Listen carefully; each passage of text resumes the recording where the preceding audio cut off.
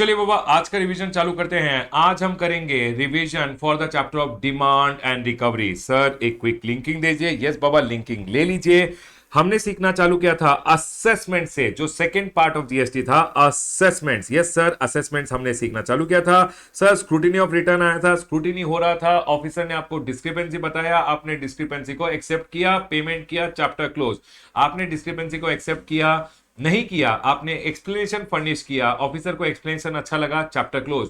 Officer को explanation अच्छा नहीं लगा तो बेटा ऑफिसर को आएगा गुस्सा। गुस्सा आने के बाद ऑफिसर क्या करेगा? ऑफिसर आपके अगेंस्ट एक्शन ले सकता है, डिमांड निकाल सकता है। उसके अलावा ऑडिट करा सकता है, स्पेशल ऑडिट करा सकता है, उसके बाद डिमांड निकाल सकता है। इंस्पेक्शन, सर्च, सीजर हो सकता है, उसके बाद डिमांड निकाल सकता है। सर उसके बाद बेसिकली जो भी ऑडिट होगा, स्पेशल ऑडिट होगा, इंस्पेक्शन, सर्च, सीजर होगा, ये सारे एविडेंसेस को गैदर करते हुए आपके against show cause notice issue करते हुए फिर डिमांड ऑर्डर निकाल सकता है। डिमांड का अगर आपने 3 महीने में पेमेंट कर दिया तो चैप्टर क्लोज है, नहीं किया तो 3 मंथ्स में आप चले जाइए अपील्स में। अगर ग्रेटर देन 3 मंथ्स हो गया तो बेटा रिकवरी प्रोसीडिंग स्टार्ट कर दिया जाएगा। तो यही है चैप्टर का लिंकिंग, डिमांड एंड रिकवरी। अगर कोई भी आपने टैक्स नॉट पेड है, अगर ऑफिसर को दिखा कि आपने कोई भी टैक्स नहीं पे किया है, tax not paid, tax short paid, erroneously आपने कोई रिफंड ले लिया है, गलत सलत रिफंड ले लिया है, आईटीसी रॉन्गली अवेल्ड और यूटिलाइज्ड है, तो आपके अगेंस्ट केस बन सकता है अंडर सेक्शन नंबर 73, या आपका केस फॉलो हो सकता है अंडर सेक्शन नंबर 74। 74 में आपका केस तब आता है जब ऑफिसर को दिखता है कि tax is not paid, short paid, erroneous refund, ITC wrongly availed और यूटिलाइज्ड है, and the reason is fraud, wilful misstatement and suppression of fact. ठीक है, अगर इस इन रीजंस के कारण होता है तो सेक्शन नंबर 74 में आपका केस आएगा। अगर अदरवाइज रीजन है other than fraud, wilful misstatement and suppression, मतलब कोई गलती से गलती हो गई थी सर, जानबूझ के कोई गलती नहीं किया है, कोई फ्रॉड का मामला नहीं है, तो आप सेक्शन नंबर 73 में आ जाओगे। ठीक है सर, एक बात याद रखिएगा, payment of tax before issuance of show cause notice भी आप कर सकते हो। Tax can be paid before issuance of show cause notice, या फिर अगर आपको ऑफिसर प्रपोज लायबिलिटी के बारे में बताता है बाय इशुइंग जीएसटी डीआरसी 01 ए का पार्ट ए में, अगर ऑफिसर आपको प्रपोज लायबिलिटी के बारे में बताता है तो भी आप पेमेंट कर सकते हो, या फिर before issuance of show cause notice भी आप पेमेंट कर सकते हो, या फिर अगर शोकॉज नोटिस इशू हो गया उसके बाद पेमेंट कर सकते हो विद इन 30 डेज, या फिर डिमांड ऑर्डर इशू होने के बाद भी पेमेंट कर सकते हो। तो सर ये 3 स्टेजेस के बारे में आपने बताया हमें। तो सर अगर मैं पेमेंट कर देता हूं before issuance of show cause notice, या जब ऑफिसर ने मुझे जीएसटी डीआरसी 01 ए के पार्ट ए में बताया कि कितना लायबिलिटी वो प्रपोज कर रहा है, तो मैंने क्या किया, टैक्स का और इंटरेस्ट का पेमेंट कर दिया। अगर 73 का केस है, याद रखिएगा, अगर आपने टैक्स एंड इंटरेस्ट का पेमेंट कर दिया, सर फुल पेमेंट कर दिया, शोकॉज नोटिस नहीं आएगा, चैप्टर क्लोज हो जाएगा। बस आप पेमेंट करते हुए ऑफिसर को इन्फॉर्म कर दीजिए यूजिंग जीएसटी डीआरसी 03 आपको पेमेंट करना है और ऑफिसर को इन्फॉर्म कर देना है। ऑफिसर एक एक्नॉलेजमेंट दे देगा कि बेटा हमें पेमेंट आ गई है। ठीक है सर, अगर आपने पार्ट पेमेंट किया तो बाकी अमाउंट के लिए आएगा डीआरसी 01 में, बेसिकली जीएसटी डीआरसी 01 में शोकॉज नोटिस का आपको समरी दिया जाता है। डिटेल शोकॉज नोटिस आपको मेल पे भेज दिया जाएगा, ठीक है सर, या पोस्ट के थ्रू भेज दिया जाएगा और उसका समरी जीएसटी डीआरसी 01 में आ जाएगा। सर अगर मुझे ऑफिसर ने जीएसटी डीआरसी 01 ए के पार्ट ए में बताया था कि कितना देना है और मैंने अगर फुल पेमेंट कर दिया तो चैप्टर क्लोज हो गया, लेकिन अगर आपने पार्ट पेमेंट किया या फिर आपने कुछ भी पार्ट पेमेंट किया और रिमेनिंग पार्ट के लिए आप सबमिशन देना चाहते हो या पूरे के पूरे अमाउंट के लिए आप सबमिशन देना चाहते हो, तो आप जीएसटी डीआरसी 01 ए का पार्ट बी यूज करते हुए आप सबमिशन दे सकते हो। आप बताइए ऑफिसर को, उसके बाद ऑफिसर क्या करेगा, जो आपने रिमेनिंग पार्ट का पेमेंट नहीं किया है या पूरे अमाउंट का पेमेंट नहीं किया है तो उसके लिए शो कॉज नोटिस दे देगा। Show cause notice, detail show cause notice आपको मेल या पोस्ट के थ्रू भेजा जाएगा और समरी उसका अपलोड कर दिया जाएगा इन जीएसटी डीआरसी 01 पोर्टल पे अपलोड कर दिया जाएगा। सर शोकॉज नोटिस में ऑफिसर क्या बोलता है? ऑफिसर बोलता है शो मी द कॉज, कि हमने जो शोकॉज नोटिस में बोला है उतना टैक्स इंटरेस्ट आपसे डिमांड क्यों नहीं किया जाए, प्लस ग्राउंड भी बताएगा किस ग्राउंड पे वो डिमांड ऑर्डर आपके अगेंस्ट रेज करना चाहता है। ठीक है सर, पॉइंट क्लियर है। उसके बाद याद रखिएगा, अब वो क्या करेगा, विद इन 30 डेज आपके पास और एक टाइम लिमिट होता है कि आप 30 डेज में टैक्स पे पेमेंट कर दीजिए, इंटरेस्ट का पेमेंट कर दीजिए, ऑफिसर को डीआरसी 03 के थ्रू बता दीजिए। बेसिकली आप पेमेंट करते हुए यूजिंग जीएसटी डीआरसी 03 आप पेमेंट कर दीजिए और ऑफिसर को बता दीजिए। ऑफिसर क्या करेगा, कोई पेनल्टी अब चार्ज नहीं करेगा, डिमांड ऑर्डर भी आपके अगेंस्ट इशू नहीं किया जाएगा, इंटीमेशन बस दे देगा आपको कि हमने प्रोसीडिंग क्लोज कर दिया है यूजिंग जीएसटी डीआरसी 05। 5। सर मैं पेमेंट नहीं करना चाहता, तो बेटा याद रखिएगा, शो कॉज नोटिस का आप पेमेंट सिर्फ with in 30 days he voluntary कर सकते हो। अगर आपने विद इन 30 डेज पेमेंट नहीं किया और अब आप रिप्रेजेंटेशन वगैरह देते हो, रिप्रेजेंटेशन दीजिए, रिप्लाई दीजिए इन जीएसटी डीआरसी 06, उसके बाद आ जाएगा डिमांड ऑर्डर। एक बार जो डिमांड ऑर्डर आ गया तो याद रखिएगा अब आपको पेनल्टी देना ही पड़ेगा। सेक्शन नंबर 73 में बोला गया है टैक्स, इंटरेस्ट और penalty 10% of the tax amount और 10,000 whichever इज हायर, देना ही पड़ेगा, देना ही पड़ेगा 10% ऑफ द टैक्स अमाउंट और 10,000 whichever इज हायर। ये जो पेनल्टी बोला गया है ये सीजीएसटी एक्ट में, similar amount under SGST act भी पेबल है। एक बार पेमेंट आपने कर दिया यूजिंग डीआरसी 03, ऑफिसर को इंटीमेट कर दिया, ऑफिसर प्रोसीडिंग्स को क्लोज कर देगा और आपको बता देगा इन जीएसटी डीआरसी 05। ठीक है सर, पॉइंट क्लियर है। सर सेम पॉइंट आप अगर देखोगे, डिमांड ऑर्डर यहां पे आपको डिटेल डिमांड ऑर्डर भेज दिया जाएगा पोस्ट के थ्रू या मेल के थ्रू, और डिमांड ऑर्डर का समरी भी ऑफिसर अपलोड करता है इन जीएसटी डीआरसी 07। ठीक है सर, पॉइंट क्लियर है। अब अगर आप राइट साइड में आओगे तो सर अगर आपको डिमांड ऑर्डर दिया जाना है by reason of fraud, wilful misstatement और सप्रेशन, सर ये सप्रेशन का मतलब क्या होता है, याद रखिएगा सप्रेशन का मतलब होता है non declaration of a fact और information which is required to be declared और furnishing failure to furnish information, जो आपको ऑफिसर ने मांगा है, अगर आप फेल हो जाते हो तो उसे भी हम सप्रेशन बोलते हैं। ठीक है सर, अगर फ्रॉड, विलफुल मिसस्टेटमेंट और सप्रेशन का मामला है before issuance of show cause notice, या ऑफिसर ने डीआरसी 01A के पार्ट ए में आपको प्रपोज किया था लायबिलिटी, तब अगर आपने पेमेंट कर दिया बिफोर शो कॉज नोटिस, तो याद रखिएगा टैक्स, इंटरेस्ट और पेनल्टी देना पड़ेगा। सेम टू सेम जो लेफ्ट हैंड साइड में बताया वही राइट हैंड साइड में है, बस आपको पेनल्टी लगेगा 15% ऑफ द टैक्स अमाउंट। पूरा का पूरा पेमेंट कर दो, चैप्टर क्लोज हो जाएगा।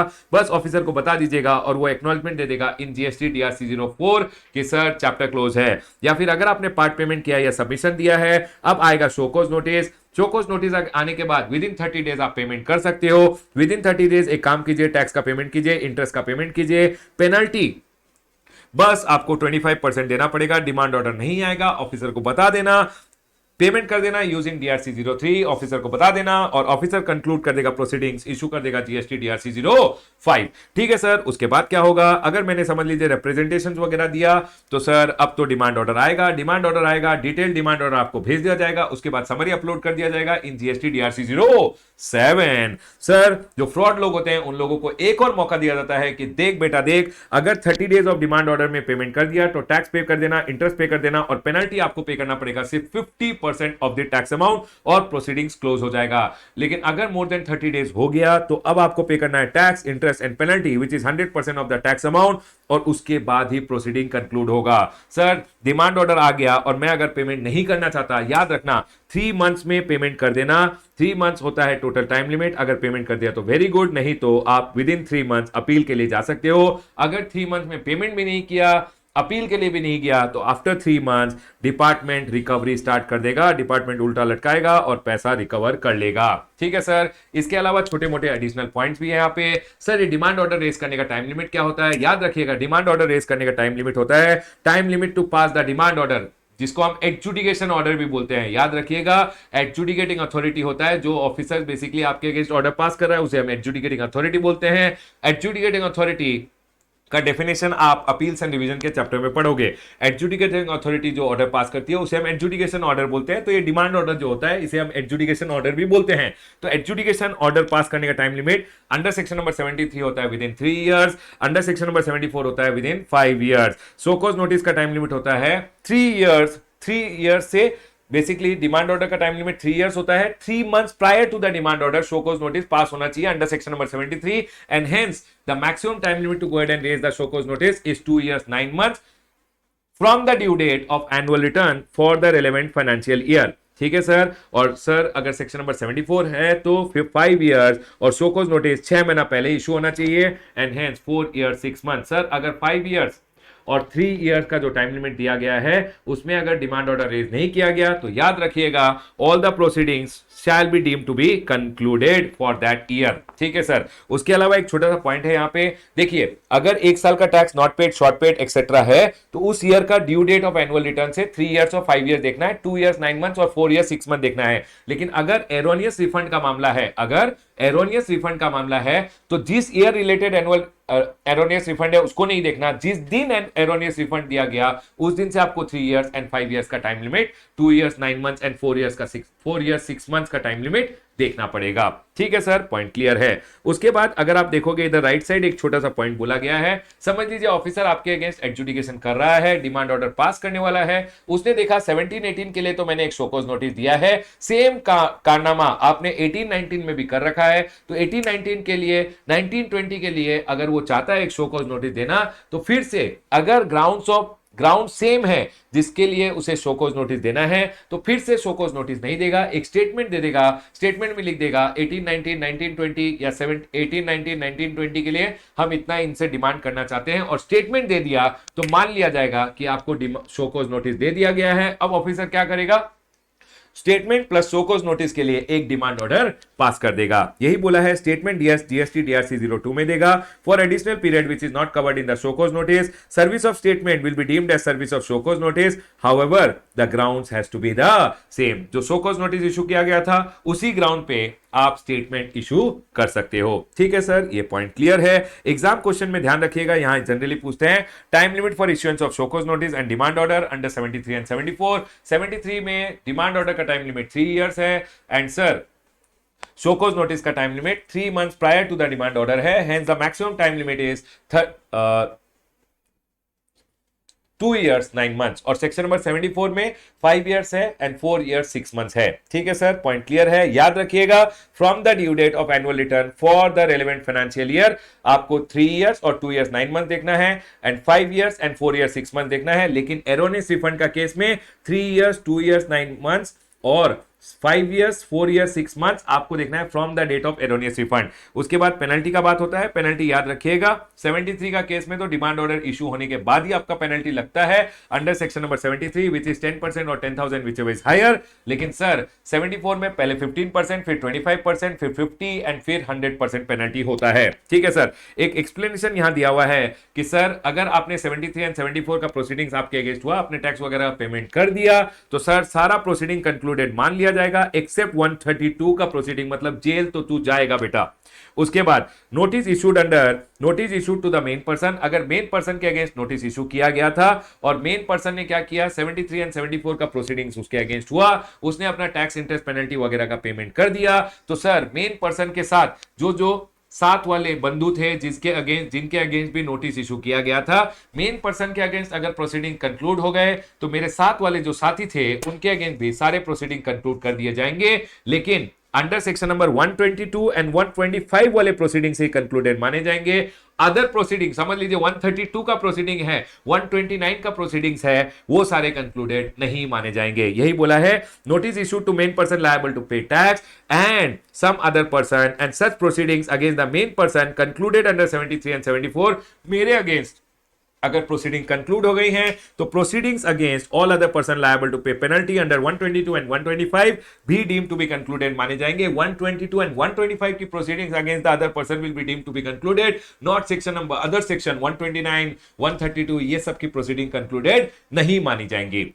उसके अलावा अगर आप सेक्शन नंबर 73 पढ़ते हो तो सेक्शन नंबर 73 सब सेक्शन 11 में एक छोटा सा पॉइंट है जो बोलता है कि अगर सेल्फ असेस टैक्स और amount collected as tax is not paid greater than 30 days from the due date, then penalty of 10% of tax और 10,000 whichever is higher लगा दिया जाएगा। याद रखिएगा, अगर आपने सेल्फ असेस टैक्स या amount collected as tax due date से 30 डेज में पेमेंट नहीं किया तो याद रखिएगा पेनल्टी लगेगा 10% ऑफ टैक्स और 10,000 whichever is higher। इसके लिए एक सर्कुलर आया था कि sir whether penalty under 7311 is levied where GSTR 3B has been filed after the due date. नहीं बेटा, जीएसटीआर 3B तो क्लैरिफिकेशन यही दिया गया कि provision of 73 can be invoked only when provision of 73 are invoked and provision of 73 generally invoke नहीं किया जाता अगर आपने जीएसटीआर 3B डिले किया है, क्योंकि अगर जीएसटीआर 3B डिलेड है तो tax along with the applicable interest has already been paid but after due date आपने पेमेंट किया है। It is therefore clarified कि provision under section number 7311 is penalty under section number 7311 that is 10% or 10,000 whichever is higher is not payable in such cases। इस case में सिर्फ general penalty of under section number 125 जो 25,000 का penalty होता है वो लगाया जा सकता है। तो सर आप बताओगे सेक्शन नंबर 7311 का पेनल्टी कब लगता है? आपको ध्यान रखना है, समझ लीजिए ये है for the month of April month का आपने क्या किया, यहां पे आपको अप्रैल का 20 मई को समझ लीजिए आपने सेल्फ असेस किया अपना टैक्स कि मुझे 20,000 रुपीज का टैक्स पेमेंट करना है, आपने टैक्स का पेमेंट नहीं किया और आपने रिटर्न लगा दिया, तो बेटा याद रखना प्रैक्टिकली ऐसा पॉसिबल नहीं है, थियोरेटिकली ऐसा पॉसिबल है कि आपने क्या किया, यहां पे रिटर्न लगा दिया, टैक्स का पेमेंट नहीं किया, सेल्फ असेस कर लिया अपना लायबिलिटी, जीएसटीआर 3B फाइल भी कर दिया लेकिन टैक्स का पेमेंट नहीं किया, मतलब एक इनवैलिड रिटर्न आपने फाइल कर दिया, तो आपको टैक्स का पेमेंट करना है with in the next 30 days. अगर आपने टैक्स का payment with in the next 30 days नहीं किया तो ऑफिसर आपको एक शो कॉज नोटिस देगा और फिर आपसे डिमांड कर लेगा penalty amount of 10% of the tax amount और 10,000 विच एवर इज हायर। ध्यान रखिएगा 73 का यहां पे प्रोसीडिंग्स करेगा, शो कॉज नोटिस आपको देगा और पेनल्टी आपसे 10% ऑफ द टैक्स अमाउंट और 10,000 whichever is higher demand कर लेगा। आई होप यहां तक 100% क्लियर है। ध्यान रखिएगा कि सर शो कॉज नोटिस से पहले अगर पेमेंट कर दिया, याद रखिएगा इस 73 एंड 74 में शो कॉज नोटिस से पहले पे कर दिया, टैक्स इंटरेस्ट पे करेगा, पेनल्टी नहीं लगेगा। अब सर शो कॉज नोटिस के बाद विद इन 30 डेज टैक्स पे करेगा, इंटरेस्ट पेनल्टी नहीं लगेगा। डिमांड ऑर्डर के बाद tax interest penalty 10% of the tax amount और 10,000 विच एवर इज हायर लगेगा। सर राइट साइड में आएंगे तो 15%, 25%, 50% एंड 100% पेनल्टी लगेगा। डिमांड ऑर्डर 73 में 2 years 9 months and show cause notice 2 years 9 months and demand order 3 years। Sir 74 में 4 years 6 months and 5 years का time limit होता है। डन सर, पॉइंट क्लियर है। क्लोज करूंगा अपना revision on section number 73 and section number 74। चलिए अब जो नेक्स्ट सेक्शन हम करने वाले हैं वो है सेक्शन नंबर 75। 73 74 हो चुका है, अब करेंगे सेक्शन नंबर 75। सेक्शन नंबर 75 बोलता है general provisions relating to determination of tax. कि सर जब भी ऑफिसर डिमांड ऑर्डर रेज कर रहा है तो डिमांड ऑर्डर रेज करने के समय ऑफिसर को क्या क्या जनरल प्रोविजंस का ध्यान रखना है, जनरल चीजों का ध्यान rखना है। नंबर 1 कि कोई पीरियड ऑफ स्टे है तो हमेशा एक्सक्लूड कर देना while calculating the time limit of show cause notice and demand order. Sir show cause notice issue करने का time limit 2 years 9 months, 4 years 6 months होता है। सर डिमांड ऑर्डर का 3 years और 5 years होता है टाइम लिमिट। तो सर ये जो time limit for show cause notice and demand order है, इसमें से अगर कोर्ट ने कोई भी स्टे वगैरह लगा दिया था तो पीरियड ऑफ स्टे हमेशा एक्सक्लूड करना है। Accordingly period of stay exclude करते हुए show cause notice and demand order देना है। डन सर, पॉइंट क्लियर है। उसके बाद शो कॉज नोटिस अगर सेक्शन नंबर 74 में इशू किया गया था और sir tax payer demand order को लेके, डिमांड ऑर्डर जो ऑफिसर ने दिया सेक्शन नंबर 74 में उसको लेके चला गया समझ लीजिए अपीलेट अथॉरिटी, अपीलेट ट्रिब्यूनल और कोर्ट के पास, और कोर्ट ने अब अगर डिपार्टमेंट को डायरेक्शन दिया कि सर क्या ये कर रहे हो, क्या 74 का प्रोसीडिंग कर रहे हो, 73 का प्रोसीडिंग कीजिए, तो सर अब डिपार्टमेंट को नया show cause notice under section number 73 देने की जरूरत नहीं है। डिपार्टमेंट क्या करेगा, जैसे डायरेक्शन मिल गया accordingly from the receipt of direction 2 साल में शो कॉज नोटिस जो 74 में इश्यू किया था उसी को 73 का शो कॉज नोटिस मानते हुए demand order under section number 73 दे देगा। तो यही बोला है proper officer shall determine the tax, मतलब डिमांड ऑर्डर इशू करेगा by deeming that show cause notice which was issued under section number 74 is the show cause notice under section number 73 and accordingly proceedings conclude कर देगा। तो sir अगर समझ लीजिए appellate authority, appellate tribunal या court ने अगर कोई डायरेक्शन इशू कर दिया ऑफिसर को, तो सर ऑफिसर कितने टाइम में from the receipt of direction कितने टाइम में डिमांड ऑर्डर इशू कर देगा। तो सर अगर demand order issued as per direction of the appellate authority, appellate tribunal या कोर्ट है, it shall be issued within 2 years from the date of such direction. जैसे ही उसे डायरेक्शन दिया गया by the court from the date of direction within 2 years officer क्या करेगा, demand order issue कर देगा। ठीक है सर, पॉइंट क्लियर है। अब इसी को लेके ना एक सर्कुलर आया था, समझ लीजिए ये सर्कुलर क्या बोल रहा है। सर्कुलर में बहुत सारे इश्यूज के बारे में डिस्कशन किया गया था। Circular with regards to applicability of section number 75(2) and its effect on limitation. Number 1, in case appellate authority, appellate tribunal या कोर्ट कंक्लूड कर देता है कि show cause notice serve by the proper officer is not sustainable under section number 74(1) and मतलब section number 74(1) में जो show cause notice officer ने देके अकॉर्डिंगली डिमांड डिटरमाइन कर दिया होगा, तो sir appellate authority, appellate tribunal या कोर्ट ने बोल दिया ठीक है टैक्स पेयर फ्रॉड नहीं है, डिमांड का जब डिमांड ऑर्डर ऑफिसर ने इशू किया है फ्रॉड का डिमांड नहीं दे सकता है ऑफिसर क्योंकि ये टैक्स पेयर फ्रॉड नहीं है। तो इस केस में जो सेक्शन नंबर 74(1) का शो कॉज नोटिस है उसी को सेक्शन नंबर 73(1) का शो कॉज नोटिस मानते हुए ऑफिसर अकॉर्डिंगली अब डिमांड निकालेगा within 2 years from the giving of direction by the appellate authority, appellate tribunal या कोर्ट। तो यही यहां बोला गया है,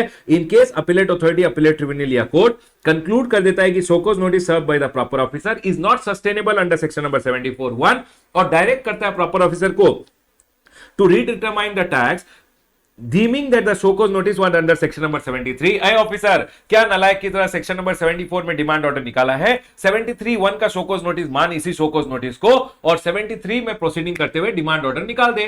तो sir in accordance with the provision of section number 75(2), ये जैसे यहां सेक्शन नंबर 75(2) में बोला गया है, what would be the time period for redetermination, मतलब अब जब सेक्शन नंबर 74 वाले शोकोज नोटिस को ऑफिसर सेक्शन नंबर 73(1) का शोकोज नोटिस मानते हुए डिमांड निकालेगा तो उसके लिए कितना टाइम लिमिट उसे मिलेगा। तो यहां पे सिंपल सा क्लैरिफिकेशन है कि demand order issued as per the direction के लिए हमेशा 2 साल का टाइम लिमिट होता है। तो उन्होंने क्लैरिफिकेशन दिया कि sir clarification within a period of 2 years from the date of communication of said direction by the appellate authority, appellate tribunal और कोर्ट। ठीक है सर, पॉइंट क्लियर है। उसके बाद how the amount payable by the noticee deeming the notice have been issued under section number 73(1) shall be recomputed or redetermined by the proper officer as per section number 75(2)।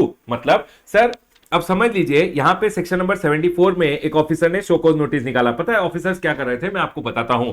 समझ लीजिए 2017-18 related एक show cause notice देना है and accordingly demand order निकालना है। अब सुनिए sir, अगर शोकॉज नोटिस सेक्शन नंबर 73 में देंगे तो ऑफिसर के लिए टाइम लिमिट होता है 31 दिसंबर, जो उनका ड्यू डेट होता है for filing the annual return, उससे 1 year, 2 year, 3 year and sir ये 3 years का टाइम लिमिट होता है एंड 2 years 9 months का जो टाइम लिमिट होता है वो होता है फॉर शोकॉज नोटिस और डिमांड ऑर्डर के लिए टाइम लिमिट होता है। अब समझ लीजिए 2 years 9 months चला गया, ऑफिसर इतने नालायक हो गए थे कुछ ऑफिसर, वो क्या कर रहे थे 73 का अगर शोकॉज नोटिस दूंगा तो वो तो टाइम बार्ड हो जाएगा। तो सर ऑफिसर समझ लीजिए यहां याद आया कि शोकॉज नोटिस देना है तो अब 73 का शोकॉज नोटिस तो दे नहीं सकते, तो ऑफिसर क्या करते थे सेक्शन नंबर 74(1) में शोकॉज नोटिस देके demand order under section number 74 निकाल देते थे। अब ये टैक्स पेयर जो अग्रीव्ड हो जाते थे यहां पे, वो जाते थे कोर्ट के पास या अपीलेट अथॉरिटी, अपीलेट ट्रिब्यूनल के पास, और अपीलेट अथॉरिटी यहां बोल देती थी, अपीलेट अथॉरिटी यहां बोल देती थी कि हां ये तो फ्रॉड नहीं है। तो ऑफिसर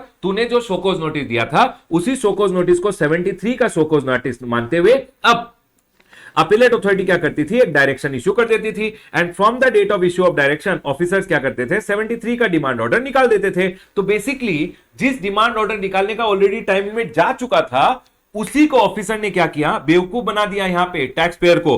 पहले 74 का शोकॉज नोटिस निकाल के डिमांड ऑर्डर निकाल दिया, टैक्स पेयर अपीलेट अथॉरिटी के पास चला गया, अपीलेट अथॉरिटी ने बोला हां टैक्स पेयर तू सही है, तू तो फ्रॉड नहीं है, तो यहां पे डायरेक्शन इश्यू कर दिया। अब सर 74 वाले शोकॉज नोटिस को ही ऑफिसर 73 का शोकॉज नोटिस मानते हुए sir from the date of issue of direction 2 साल में 73 का डिमांड ऑर्डर निकाल देता था। लेकिन अब यहां पे क्लैरिफिकेशन ये आया है कि सर आप डीम कर सकते हो 74 का show cause notice as per section number 73 का नोटिस मान लीजिए, लेकिन सर क्योंकि ये 74 का शोकॉज 73 का शोकॉज नोटिस अगर होता तो आपको show cause notice within 2 years 9 months देना था, इस साल related show cause notice within 2 years 9 months देना था, लेकिन आपने तो 74 में दिया शोकॉज नोटिस, यहां दिया है हां 74 का टाइम लिमिट नहीं गया था, लेकिन ये क्योंकि अब इसको आप मान रहे हो as a show cause notice under section number 73, इसको तभी मान सकते हो 73 का शोकॉज नोटिस जब ये time limit within 2 years 9 months दिया गया था। यही यहां पे क्लैरिफिकेशन आया है। तो सर अगर समझ लीजिए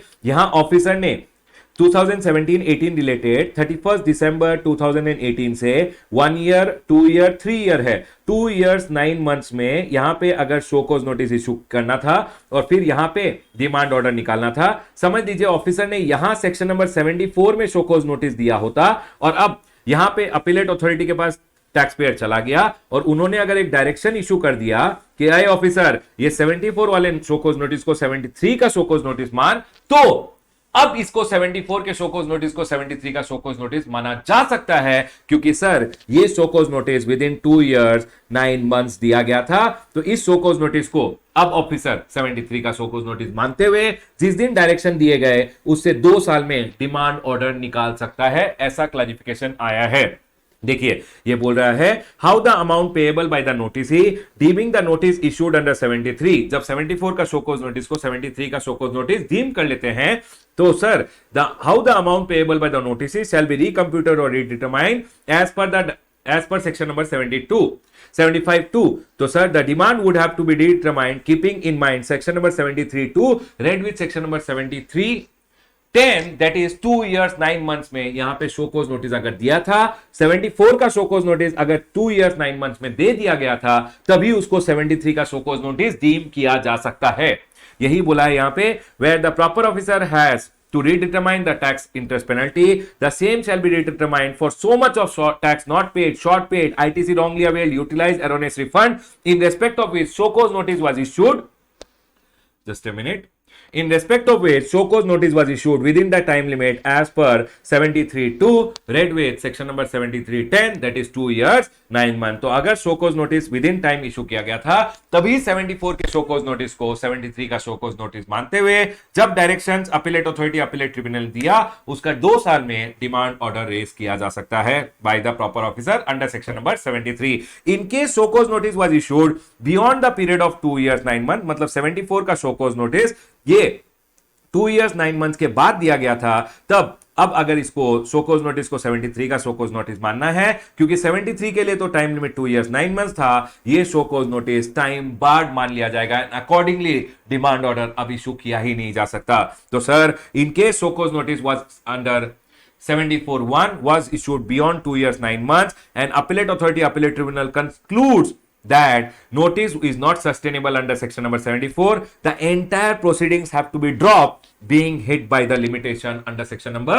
73। और सर यहां पे अगर समझ लीजिए, आपको अगर ऑफिसर ने कोई शो कॉज नोटिस दिया, समझ लीजिए 2017-18 है और सर 18-19 है। 17-18 के लिए सर यहां 31 दिसंबर 2018 और 18-19 के लिए 31 दिसंबर 2019 होता है। 2 साल के लिए समझ लीजिए शोकोज नोटिस ऑफिसर देना चाहता है। इस साल के लिए शोकोज नोटिस का टाइम लिमिट होगा 1 year from the due date of annual return, 1 year, 2 year एंड 3 year, 2 years 9 months। हाँ सर, इसके लिए 2 years 9 months यहां होता है, और इसके लिए 18-19 के लिए 2 years, 1 year, 2 year, 3 year, यहां 2 years 9 months होता है। समझ लीजिए अब दोनों साल के लिए एक ही show cause notice under section number 74 यहां दे दिया था।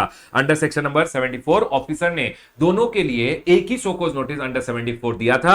अब सर ये शोकोज नोटिस देने के बाद डिमांड ऑर्डर ऑफिसर ने निकाला और टैक्स पेयर चला गया अपीलेट अथॉरिटी के पास और बोला मैं फ्रॉड नहीं हूं। अपीलेट अथॉरिटी ने बोला हां टैक्स पेयर फ्रॉड नहीं है, इसी शोकोज नोटिस को 73 का शोकोज नोटिस डीम कर लो। तो याद रखिएगा, अब शोकोज नोटिस को 73 का शोकोज नोटिस तो डीम करोगे, लेकिन सर क्योंकि 17-18 के लिए जो टाइम लिमिट था 1 year, 2 years एंड 9 months, यहां तक 2 years 9 months खत्म हो रहा था, उसके बाद ये शोकोज नोटिस इशू हुआ था। तो 17-18 के लिए तो प्रोसीडिंग कंक्लूड हो गई, लेकिन अब ऑफिसर 18-19 के लिए तो 2 years 9 months यहां खत्म हो रहा था। कोई बात नहीं, शोकोज नोटिस और अकॉर्डिंगली डिमांड ऑर्डर निकालेगा ओनली फॉर द ईयर 18-19। 17-18 के लिए प्रोसीडिंग कंक्लूडेड ही मान लिए जाएंगे। यही बोला है यहां पे, where the show cause notice under section number 74(1) was issued for multiple financial year and where notice had been issued before the expiry of 73(2) का time limit for one financial year, but after the expiry of the time limit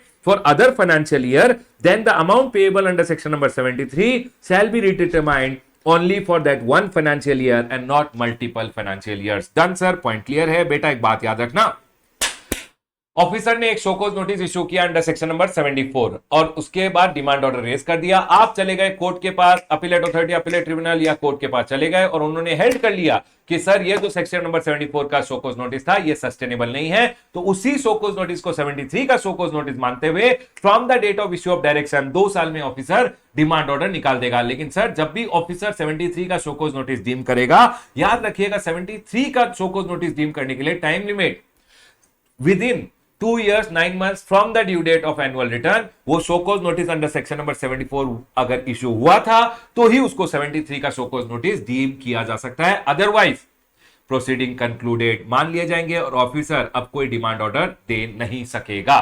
done sir, point clear है।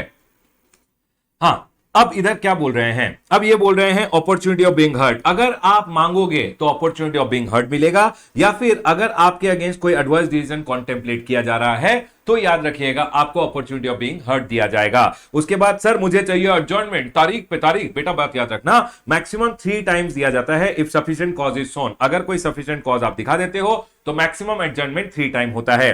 Sir हमेशा याद रखिएगा, जब भी officer demand order pass करेगा तो sir demand order will be a speaking order, मतलब it will set out all the fact and basis of the decision, कैसे वो डिसीजन लिया गया था, सारा उसमें ऐसा आपको लगेगा कि डिमांड ऑर्डर आप ही से बात कर रहा है।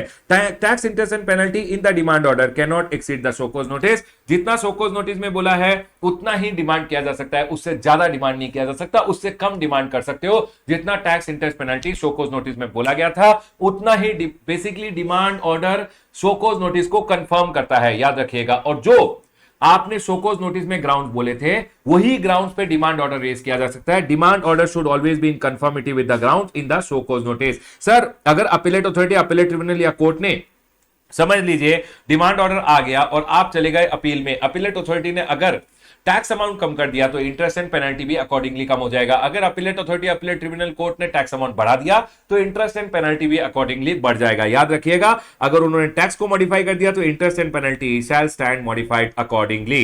Sir interest is always payable even if not mentioned in the demand order. अगर डिमांड ऑर्डर में इंटरेस्ट मेंशन करना ऑफिसर भूल गया तो भी इंटरेस्ट तो देना पड़ेगा, लेकिन याद रखिएगा पेनल्टी इज नॉट पेएबल अगर डिमांड ऑर्डर में मेंशन नहीं किया। पेनल्टी तो उसे मस्ट डिमांड ऑर्डर में मेंशन करना पड़ेगा। सर अगर 3 साल और 5 साल में डिमांड ऑर्डर नहीं रेज किया गया तो याद रखिएगा डिमांड ऑर्डर अगर 3 साल under section number 73 and 4 years under section number 74, sorry 5 years under section number 75, 73 में टाइम लिमिट 3 इयर्स होता है एंड सेक्शन नंबर 74 में टाइम लिमिट 5 इयर्स होता है। अगर डिमांड ऑर्डर उतने टाइम में नहीं निकाला गया तो प्रोसीडिंग्स कंक्लूडेड मान लिए जाएंगे। सर अगर समझ लीजिए wait time spent for decision of the appellate authority, appellate tribunal, high court और supreme court not to be considered in 3 years और 5 years। समझ लीजिए शोकॉज नोटिस ऑफिसर ने निकाल दिया, एक केस में डिमांड ऑर्डर निकाल दिया था और वो केस अब appellate authority, appellate tribunal, high court या सुप्रीम कोर्ट के पास वो केस चल रहा है और ऑफिसर सेम केस में शोकॉज नोटिस निकालते हुए बैठा हुआ है कि sir appellate authority, appellate tribunal, high court या सुप्रीम कोर्ट का एक बार जजमेंट आ जाता है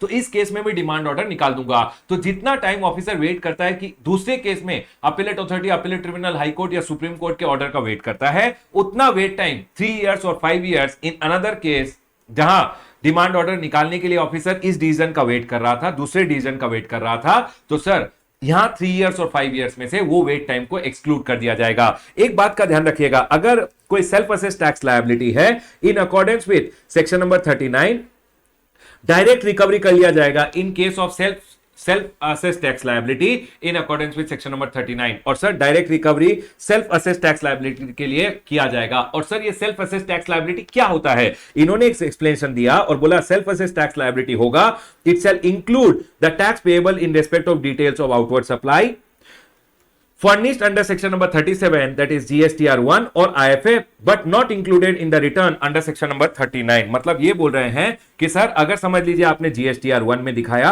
1 करोड़ का सेल, 18 लाख का लायबिलिटी, आपने पास ऑन कर दिया, सामने वाले को क्रेडिट चला गया और बेटा अब जब GSTR 3B आप फाइल कर रहे थे तो आपने दिखाया 1 लाख का सेल्स और सर 18,000 का जीएसटी लायबिलिटी, तो इन्होंने बोला आपका सेल्फ असेस टैक्स लायबिलिटी है 18 लाख रुपीस और अगर आपने समझ लीजिए यहां पे 0 पे किया या सिर्फ 18,000 पे किया तो जो डिफरेंशियल था उसके लिए आपसे डायरेक्ट रिकवरी किया जाएगा। कोई यहां पे डायरेक्ट रिकवरी हो जाएगा। ये बोल रहे हैं कोई डिमांड ऑर्डर वगैरह नहीं देंगे, डायरेक्ट रिकवरी कर लेंगे। अब सुनिए, अब ये जो डायरेक्ट रिकवरी हो रहा था, यहां समझ लीजिए मैंने 18 लाख रुपए दिखाया तो यही बोल रहा है यहां पे कि sir self assess tax liability shall include the tax payable in respect of details of outward supply which is furnished in GSTR 1 but not included in GSTR not included in section number GSTR 3B that is under section number 39। मतलब ये जो differential होगा इसका लिए आपसे direct recovery कर लिया जाएगा। और सर अब डायरेक्ट रिकवरी होता था, लोगों का बैंक अकाउंट अटैच हो जाता था, तो सर लोगों ने वहां पे डिपार्टमेंट को जाके बोला सर कभी कभी गलती भी हो जाती है, 1 जीरो यहां पे ज्यादा दिखा दिया, 1 जीरो यहां पे कम दिखा दिया, गलती भी तो हो सकती है, एटलीस्ट एक इंटीमेशन तो दीजिए डायरेक्ट रिकवरी करने से पहले। एंड हेंस अगर आप देखोगे अब रूल नंबर 88C जो मैंने आपके पेमेंट ऑफ टैक्सेस चैप्टर में आपको रिवाइज कराया, पेमेंट ऑफ टैक्सेस वाले चैप्टर में है, देखिए यहां पे कि sir manner of dealing with differences in GSTR 1 and GSTR 3B कि सर समझ लीजिए अगर मेरे जीएसटीआर 1 और जीएसटीआर 3B में कोई डिफरेंस है तो डायरेक्ट रिकवरी कर लिया जाएगा, लेकिन इन्होंने बोला कि डायरेक्ट रिकवरी करने से भी पहले हम आपको एक इंटीमेशन देंगे। यही एक रूल नंबर 88C इन्होंने स्टार्ट कर दिया। अब नया रूल आ गया है, where the tax payable in GSTR 3(1) और invoice furnishing facility exceeds the tax payable in GSTR 3B, मतलब यहां सिर्फ 18,000 है, यहां 18 लाख है, तो sir by such amount and percentage as may be recommended by the council, कितना परसेंटेज डिफरेंस होगा वो काउंसिल बताएगी। और सर द रजिस्टर्ड पर्सन को इंटीमेट किया जाएगा of such difference in part A of GST DRC 01B, आपको difference के बारे में बताया जाएगा। और sir on portal and a copy shall also be sent on your email highlighting the difference and directing him कि बेटा नालायक डिफरेंशियल लायबिलिटी पे कर दे along with interest under section number 50 through DRC 03। लेकिन अगर पे कर दे तो वेरी गुड, नहीं पे करना है तो अपना एक्सप्लेनेशन दे देना विद इन 7 डेज। सर ठीक है, मैंने पेमेंट कर दिया या मैंने जो एक्सप्लेनेशन ऑफर करना था मैंने एक्सप्लेनेशन ऑफर कर दिया विद इन 7 डेज, तो वेरी गुड है। अब देखिए, द रजिस्टर्ड पर्सन शैल पे and furnish the details through GSTR DRC 01B का पार्ट बी में वो डिटेल फर्निश कर देगा कि मैंने पेमेंट कर दिया है, या फिर रिप्लाई दे देगा by using part B of GST DRC 01B within 7 days. अगर आप जो इंटीमेशन आया उसके बाद पेमेंट कर देते हो या रिप्लाई दे देते हो विद इन 7 डेज तो वेरी गुड है। अगर डिपार्टमेंट को समझ में आ गया आपका रिप्लाई तो कोई बात नहीं तो अब where the amount remains unpaid and no explanation is furnished or where the explanation is not found acceptable, आप बकवास कर रहे हो तो डिपार्टमेंट अब रिकवरी करेगा। जब जो डायरेक्ट रिकवरी की बात हम कर रहे थे, अब अमाउंट रिकवर किया जाएगा अंडर सेक्शन नंबर 79, जो रिकवरी के मोड्स दिए हुए हैं उस मोड्स को यूज करते हुए आपसे रिकवरी कर लिया जाएगा। डन सर, पॉइंट क्लियर है बेटा, ध्यान रखिएगा इस बात का। ठीक है सर, हम ध्यान रखेंगे। आ जाइए, तो यही मैंने यहां पे बोला है कि सर जब भी आपका जीएसटीआर 1 और जीएसटीआर 3B में डिफरेंस होगा उसके लिए डायरेक्ट रिकवरी किया जाता है। लेकिन ये बोल रहे हैं अब डायरेक्ट रिकवरी से पहले भी इन्होंने एक बीच में स्टेज इंप्लीमेंट कर दिया, रूल नंबर 88C ला दिया कि आप अगर जीएसटीआर 1 और जीएसटीआर 3B में आपका डिफरेंस है तो आपको इंटीमेट किया जाएगा। आप इंटीमेट करने के बाद उसका पेमेंट कर दीजिए तो कौन लफड़ा चाहता है, बात खत्म हो गई, कोई रिकवरी नहीं होगा। आपने एक्सप्लेनेशन दे दिया, अच्छा एक्सप्लेनेशन था, कोई बात नहीं, रिकवरी नहीं किया जाएगा। लेकिन सर आपने पेमेंट भी नहीं किया, उनको एक्सप्लेनेशन भी नहीं दिया या आपका एक्सप्लेनेशन एक्सेप्टेबल नहीं है, तो बेटा अब आपको उल्टा लटका के सेक्शन नंबर 79 के जो मोड्स हैं उनको यूज करते हुए रिकवरी कर लिया जाएगा। Done sir. उसके बाद no penalty for same act और omission under any other section if already penalise under section number 73 and 74। अगर सेक्शन नंबर 73 एंड 74 में आपको ऑलरेडी पेनलाइज कर दिया गया है तो सर याद रखिएगा, अगर सेक्शन नंबर 73 एंड 74 में आपको पेनलाइज कर दिया गया है तो अब सेक्शन नंबर 122 में आपके ऊपर कोई भी penalty provision, basically other section में आपके ऊपर पेनल्टी नहीं लगाई जाएगी। उसके बाद आता है सेक्शन नंबर 76। देखिए बेटा, हमने पढ़ लिया सेक्शन नंबर 73, हमने पढ़ लिया demand order in case of non fraud cases. Section number 74 fraud cases, sir fraud, wilful misstatement and suppression वाला केस। सेक्शन नंबर 75 हमने पढ़ लिया। Section number 75 exam point of view से इस बार याद रखिएगा, वेरी वेरी इंपॉर्टेंट, एक छोटा 4 से 6 मार्क का क्वेश्चन आएगा, ध्यान रखिएगा। अमेंडमेंट भी है, बड़ा ही अच्छा सेक्शन है। देखिए ये इसमें एक रूल नंबर 88C आया है सर, इधर ये सर्कुलर आया है, बड़ा अच्छा सेक्शन है, एक क्वेश्चन आएगा, ध्यान रखिएगा। उसके बाद आता है section number 76 tax collected but not paid to the government. याद रखिएगा एक बात, अगर आपने कोई अमाउंट कलेक्ट किया है रिप्रेजेंटिंग एज टैक्स, टैक्स बोलते हुए अगर कोई अमाउंट कलेक्ट कर लिया, बेटा आपको इमीडिएटली उस अमाउंट को, समझ लीजिए एक आइटम था जो मैं बेच रहा था, उसके ऊपर कोई टैक्स था ही नहीं, लेकिन मैंने सामने वाले व्यक्ति से 18% ले लिया, बेटा वो तो टैक्स है ही नहीं। Amount collected representing as tax should be immediately paid to the government. अगर आपने नहीं दिया तो बेटा याद रखिएगा, time limit to issue show cause notice कुछ नहीं होता है। जब डिपार्टमेंट को पता चलेगा शो कॉज नोटिस दिया जाएगा, and sir show cause notice के बाद 1 साल में डिमांड ऑर्डर देके आपसे पैसा रिकवर कर लिया जाएगा। सेक्शन नंबर 76 ज्यादा नहीं बोल रहा हूं, बस इतना ही बोल रहा हूं। अगर समझ लीजिए आपने कोई अमाउंट कलेक्ट किया था एज टैक्स, तो सर इमीडिएटली आपको गवर्नमेंट को दे देना है, कोई ड्यू डेट वगैरह एप्लीकेबल नहीं होता। सर अगर मैंने गवर्नमेंट को इमीडिएटली कलेक्ट करते हुए नहीं दिया तो सर आपको शो कॉज नोटिस दिया जाएगा। शो कॉज नोटिस देने का कोई टाइम लिमिट नहीं होता है, जब डिपार्टमेंट को पता चलेगा आपको शो कॉज नोटिस दे दिया जाएगा, और शो कॉज नोटिस देने के बाद याद रखिएगा 1 साल में डिमांड ऑर्डर भी दे दिया जाएगा। बाकी सारे जनरल प्रोविजन है, अपॉर्चुनिटी ऑफ बीइंग हर्ड दिया जाएगा, शो कॉज नोटिस से डिमांड ऑर्डर 1 साल में इश्यू किया जाएगा, ये सारे जनरल प्रोविजन है इसमें, ठीक है। उसके बाद सेक्शन नंबर 77 आता है कि सर अगर tax wrongfully collected and paid to the central government और state government. Section number 77 has to be read with section number 19। ये क्या बोल रहा है सुनिए, समझ लीजिए मैंने कोई ट्रांजैक्शन को इंट्रा स्टेट मानते हुए आपसे सीजीएसटी एसजीएसटी कलेक्ट करके सीजीएसटी एसजीएसटी दे दिया, उसके बाद पता चला हे राम ये तो इंटर स्टेट सप्लाई था, मुझे आईजीएसटी देना चाहिए था। तो कोई बात नहीं बेटा, सीजीएसटी एसजीएसटी का रिफंड ले लेना और करेक्ट आईजीएसटी पे कर देना। करेक्ट आईजीएसटी पे करने पे कोई इंटरेस्ट नहीं लगेगा। सर अगर उल्टा हो गया, इसीलिए तो हम सेक्शन नंबर 77 को सेक्शन नंबर 19 के साथ पढ़ते हैं। समझ लीजिए मैंने आईजीएसटी दे दिया गलती से और फिर पता चला हे भगवान मुझे तो सीजीएसटी एसजीएसटी देना चाहिए था, तो कोई बात नहीं, आईजीएसटी का रिफंड ले ले और पहले करेक्ट सीजीएसटी एसजीएसटी दे दे। एक बार करेक्ट टैक्स दे दिया, उसके 2 साल में एप्लीकेशन देते हुए जो रॉन्ग आईजीएसटी दिया था उसका रिफंड ले लेना। बेटा सिंपल सा बात है, जो गलत टैक्स दे दिया था उसको रिफंड ले ले, सही टैक्स दे दे, इंटरेस्ट देने की जरूरत नहीं है। और जो गलत टैक्स दिया था पहले सही टैक्स दे दो, सही टैक्स देने के बाद जो गलत टैक्स दिया था उसका रिफंड ले लो। 2 साल में आपको रिफंड एप्लीकेशन फाइल कर, जैसे ही आपने करेक्ट टैक्स दे दिया उसके 2 साल में रिफंड चैप्टर से लिंक कर रहा हूं, जैसे ही आपने करेक्ट टैक्स दे दिया आपको कोई इंटरेस्ट देने की जरूरत नहीं है। जो गलत टैक्स पहले दिया हुआ था उसका रिफंड ले लोगे।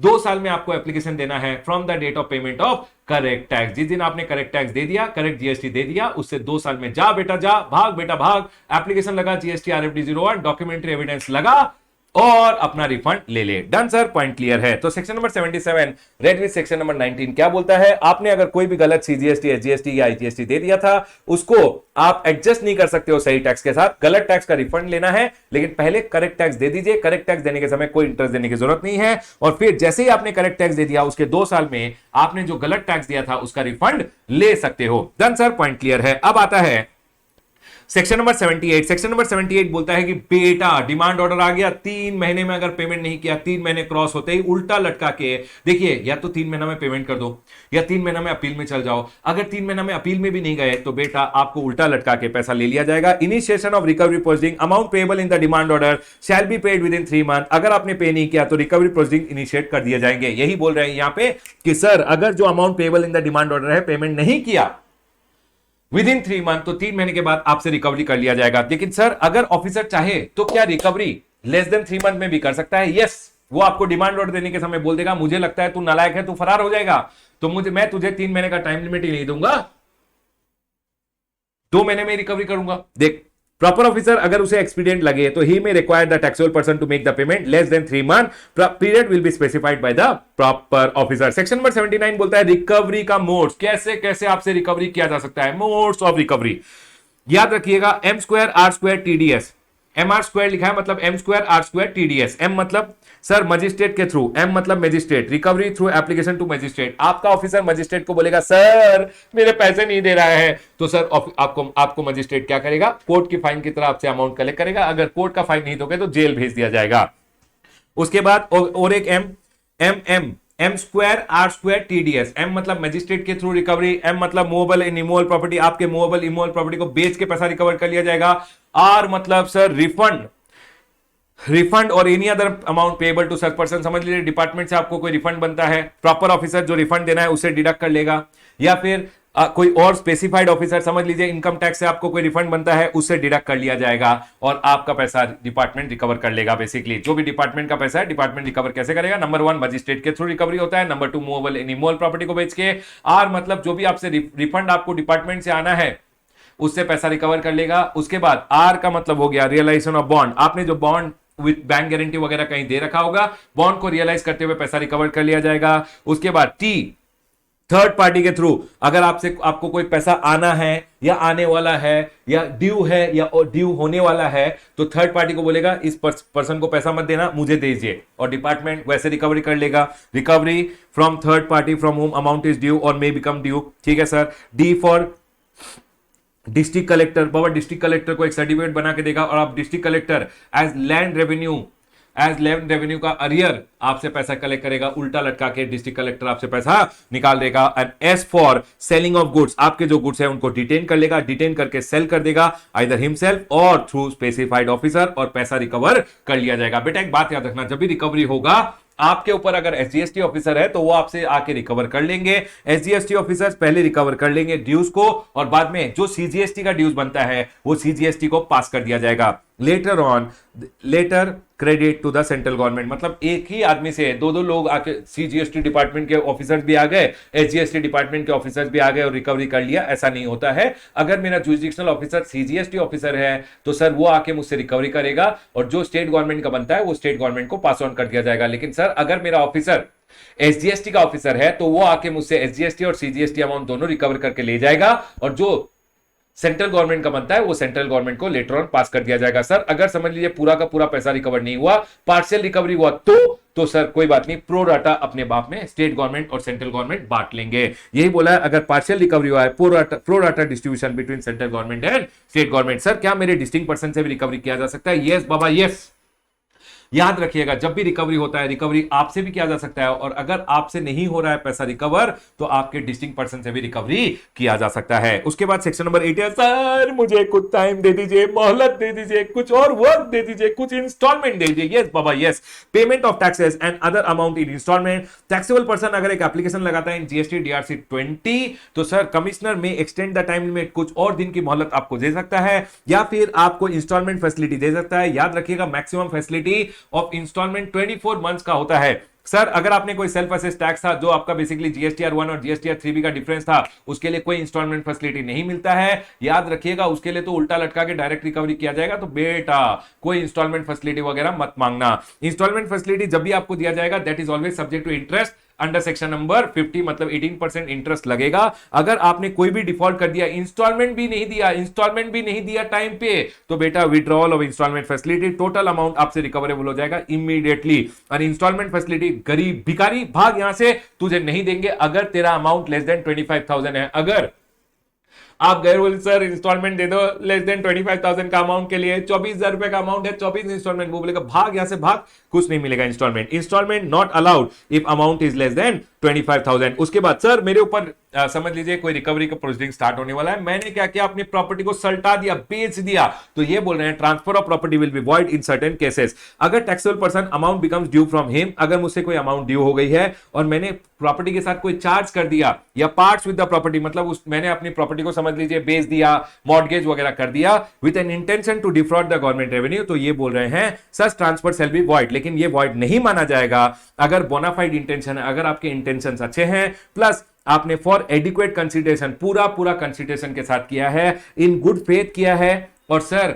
मुझे तो मालूम ही नहीं था कि मेरे अगेंस्ट ऐसा प्रोसीडिंग चल रहा है, या फिर सर मुझे तो कोई नोटिस ही नहीं था कि सच टैक्स और other amount is payable by me, sir मुझे तो पता ही नहीं था, या फिर सर मैंने अगर permission of the proper officer का लेके किया था, तो उस प्रॉपर्टी ट्रांसफर को वॉइड नहीं माना जाएगा। याद रखिएगा अगर आपसे अमाउंट ड्यू हो गया और आपने प्रॉपर्टी ट्रांसफर कर दिया या कोई भी चार्ज वगैरह क्रिएट कर दिया, तो सच transfer of property shell be void, लेकिन वॉइड नहीं माना जाएगा अगर आपने किया है बोनाफाइड इंटेंशन थे, एडुकेट कंसिडरेशन के लिए किया है, इन गुड फेथ किया है, आपको पता ही नहीं था आपसे ऐसा अमाउंट कोई डिपार्टमेंट को ड्यू है, या फिर सर आपने प्रॉपर ऑफिसर का परमिशन लेते हुए ट्रांसफर किया था कि सर ट्रांसफर कर रहा हूं, पैसे आएंगे तभी तो डिपार्टमेंट का उधार दूंगा, तो इसीलिए तब डिपार्टमेंट आपको कोई बात नहीं, तब आपका जो ट्रांसफर ऑफ प्रॉपर्टी है उसको वॉइड नहीं माना जाएगा। डन सर, पॉइंट क्लियर है। सेक्शन नंबर 82 बोलता है tax to be first charge on the property. Taxable person अगर अमाउंट बिकम जीएसटी ड्यूज हो चुके हैं, अगर आपको अमाउंट देना है गवर्नमेंट को जो जीएसटी ड्यू है,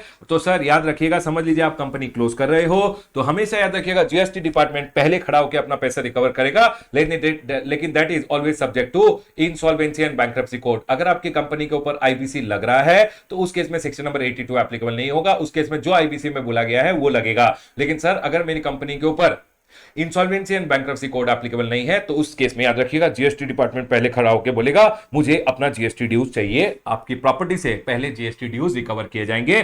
government shall always have the first charge on the property but it is always subject to IBC. Done sir, point clear है। अब सुनिए, मैंने आपको सेक्शन नंबर 73 पढ़ाया, demand order in case of other than fraud, willful misstatement and suppression वाला case. Section number 74 demand order in case of fraud, willful misstatement and suppression of act। Section number 75 general provision. Section number 76 sir अगर आपने कोई amount representing against tax ले लिया था, immediately government को दे देना, अगर नहीं दिया शोकोज नोटिस का कोई टाइम लिमिट नहीं है, demand order from show cause notice will be issued with in 1 year. Section number 77 बोला गलत टैक्स दिया था रिफंड ले लेना, सही टैक्स दे देना। जैसे ही आपने सही टैक्स दिया उसके बाद गलत टैक्स का रिफंड ले लेना, विद इन 2 इयर्स अपना रिफंड एप्लीकेशन लेके चले जाना। सेक्शन नंबर 78 आया, 3 महीना में रिकवरी प्रोसीडिंग्स, 3 महीने के बाद रिकवरी प्रोसीडिंग्स इनिशिएट कर दिए जाते हैं। सेक्शन नंबर 79 आया, modes of recovery, M square R square TDS। Sir उसके बाद सेक्शन नंबर 80 आया, इंस्टॉलमेंट चाहिए तो इंस्टॉलमेंट मांग लेना, डेफर्ड पेमेंट चाहिए डेफर्ड पेमेंट फैसिलिटी भी मिल जाता है, लेकिन मैक्सिमम 24 इंस्टॉलमेंट्स ही मिलते हैं। सेक्शन नंबर 81 आया, ट्रांसफर ऑफ प्रॉपर्टी वॉइड होता है